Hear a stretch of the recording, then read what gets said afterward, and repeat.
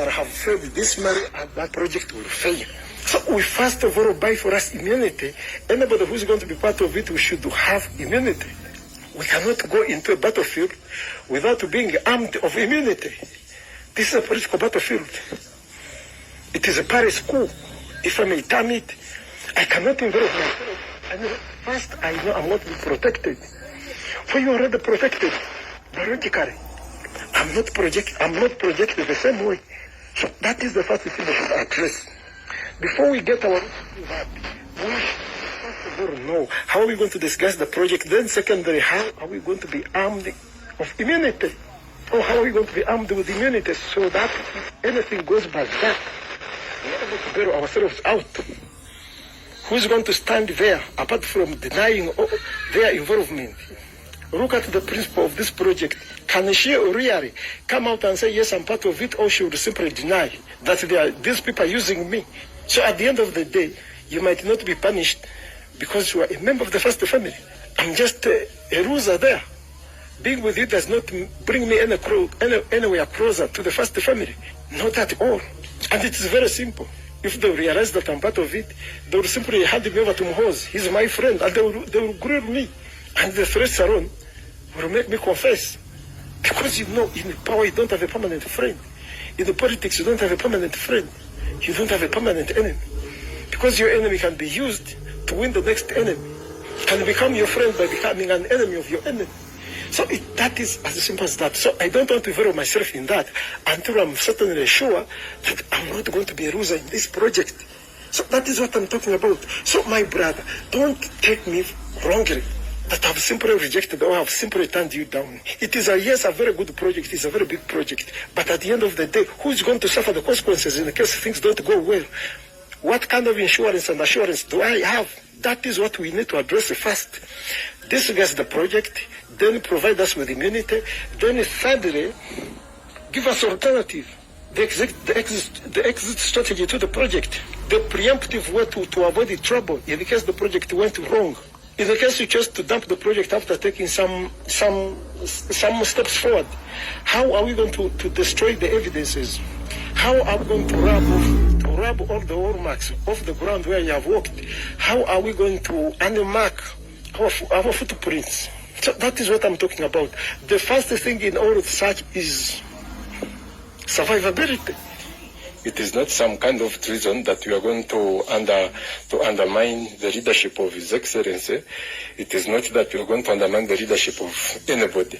But we are talking of a project that we are going to base within NRM to deflect some members who might become a stumbling block in the transition process of a new leader within NRM, who might end up dividing the party because they think Uganda is indebted to them. That is the whole project that we are looking at. I told the people like Karindo Tafire, they think they have to be in this cabinet as long as they are alive. And yet none of them respects Muhoozi. None of them respects me. None of them respects the First Lady. And in that auspice, we are looking at how we can create a new wave that can displace such people. And we have people who are pro-Mosei, who are pro-Mama, and they can sit on the same desk, on the same row. You should not ever come back to Parliament. Those are the things we're looking at. So, and that is what I'm talking about. I hope this time you understand me better.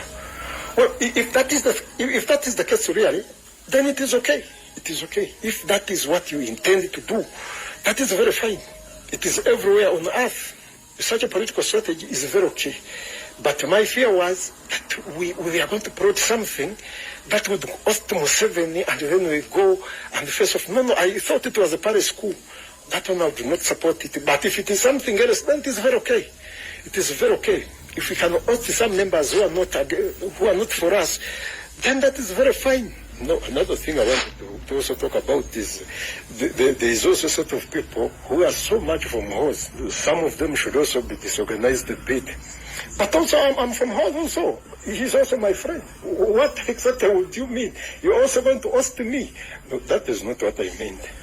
For you, a very good journalist, and you are very technical, a very good project manager. But now the people I'm looking at are those who are coercively holding power in the military and in intelligence, those are the people we need to sabotage a bit.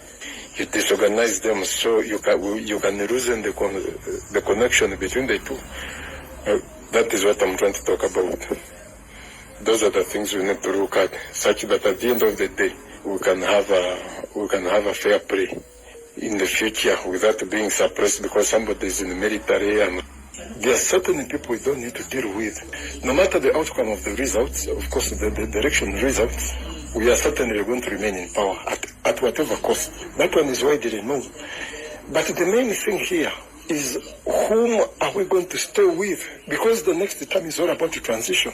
It is all about preparation for transition. So we have to be very careful and very calculative who the opinion leaders are. We have members of the old. We have our favorite people like General Tumwine. Those ones can be very decisive. Those ones can give us more opinion, which is propelling us. Rather than against us, people like Ahindo Tafiri will not do anything to our importance. They'll always be defective because he doesn't like us. He doesn't like General Muhoozi. He's even more likely that he can come and at the end of the day, he twists his tongue. He twists his thought the way Kakasiri Gwanga was. All of a sudden he comes out and belches that, you see, we have to support the new generation. You remember how we used to say that I cannot salute Muhoozi. We have been here, we went and fought. He's just a child. He cannot come and then salute this child. The likes of General Sejusa, they could all align together. Now we need to look at people like Kuraiche. We need to look at people like Mugira. Guys all are playing Bob Wine's music and they are around us here. So in the case of plant the seed of violence, we are going to reap violence. And we are going to reap it in about 10 folds. They are going to raid our homes. We don't have enough military. And even then, the security we have, how have we treated them? We should always think about these things. Are they the kind of people who are going to bear with us when the people uprise? Are they the people who are going to defend us? Are they willing to lay their lives for us? What have we done for them? Haven't they starved